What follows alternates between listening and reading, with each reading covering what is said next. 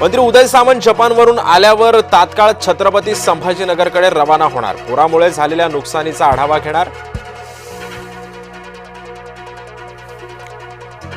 सरकारकडून शेतकऱ्यांची थट्टा सुरू आहे. उद्धव ठाकरेंचं सरकारवर टीकास्त्र. पंतप्रधानांनी महाराष्ट्रातील शेतकऱ्यांना कर्जमुक्त करावं, अन्यथा रस्त्यावर उतरू, उद्धव ठाकरेंचा इशारा. कर्जमाफीच्या मुद्द्यावरून अजित पवार पूरग्रस्त शेतकऱ्यांवर भडकले. प्रश्न विचारणाऱ्या शेतकऱ्यालाच अजित पवारांनी झापलं.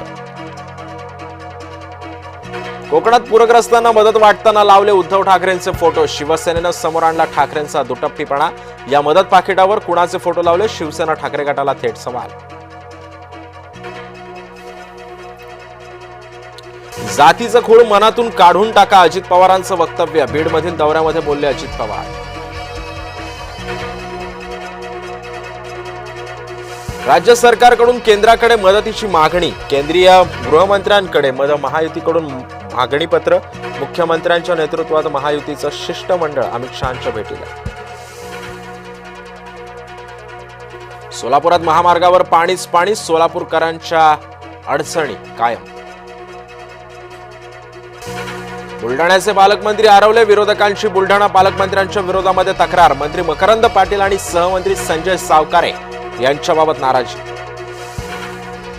उद्धव ठाकरे मराठवाडा विदर्भ दौऱ्यावर. लातूरसह धाराशिव मधल्या अतिवृष्टीच्या नुकसानीची करणार पाहणी. आम्ही मदत मनापासून करतोय. मदतीचं पर्यटन नको आणि राजकारणही नको. उपमुख्यमंत्री एकनाथ शिंदेंची उद्धव ठाकरेंच्या दौऱ्यावर टीका. उपमुख्यमंत्री अजित पवार पोहोचले बीडमध्ये. पुरानं उद्ध्वस्त शेतकऱ्यांशी साधला संवाद.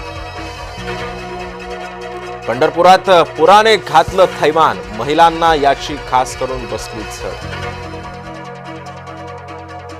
निकष न दावता सरसकट मदत देणार. मुख्यमंत्री देवेंद्र फडणवीसांचं आश्वासन.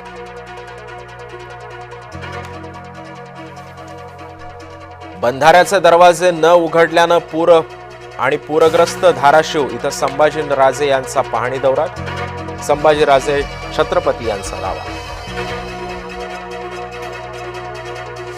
जालन्यातील नुकसानग्रस्त शेतकऱ्यांचं टोकाचं पाऊल. जिल्हाधिकाऱ्यांच्या दालनामध्ये पेट्रोल टाकून आत्मदहनाचा प्रयत्न.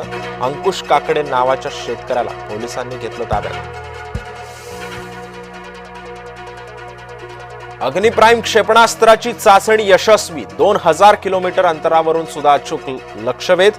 मध्यम अंतरावर मारा करण्याची क्षमता. रेल्वेतून क्षेपणास्त्र डागणं शक्य. अजित पवारांच्या निकटवर्तीय अटकेत. राष्ट्रवादीचा नेता विनोद देशमुख दरोड्याच्या गुन्ह्यामध्ये अटकेत.